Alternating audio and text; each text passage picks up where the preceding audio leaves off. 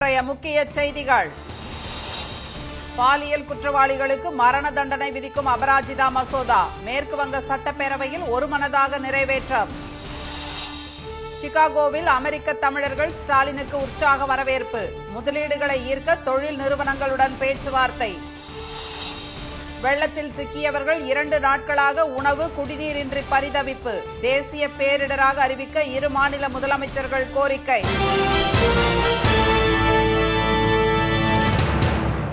வணக்கம். பாலியல் குற்றவாளிகளுக்கு தூக்கு தண்டனை விதிக்கும் மசோதா மேற்கு வங்க சட்டப்பேரவையில் ஒருமனதாக நிறைவேறியது. கொல்கத்தாவில் உள்ள ஆர்ஜிகர் அரசு மருத்துவமனை மற்றும் மருத்துவக் கல்லூரியில் முதுநிலை பயிற்சி பெண் மருத்துவர் ஒருவர் கடந்த மாதம் பாலியல் பலாத்காரம் செய்யப்பட்டு படுகொலை செய்யப்பட்டார். நாடு முழுவதும் பேரதிர்ச்சியை ஏற்படுத்திய இந்த சம்பவத்தை அடுத்து மேற்கு வங்க திரிணாமுல் காங்கிரஸ் அரசுக்கு எதிராக போராட்டங்கள் தீவிரமடைந்துள்ளன. இந்நிலையில் பாலியல் குற்றவாளிகளுக்கு கடுமையான தண்டனை விதிக்கும் சட்டம் உடனடியாக இயற்றப்படும் என்று மேற்கு வங்க முதலமைச்சர் செல்வி மம்தா பானர்ஜி அறிவித்தார். அதன்படி அம்மாநில சட்டப்பேரவையின் 2 நாள் சிறப்பு கூட்டம் இன்று கூடியது. அப்போது பாலியல் வன்கொடுமை தடுப்பு மசோதாவான அபராஜிதா பெண் மற்றும் குழந்தைகள் குற்றவியல் சட்டத்திருத்த மசோதாவை சட்ட அமைச்சர் திரு மோலோய் கட்டக்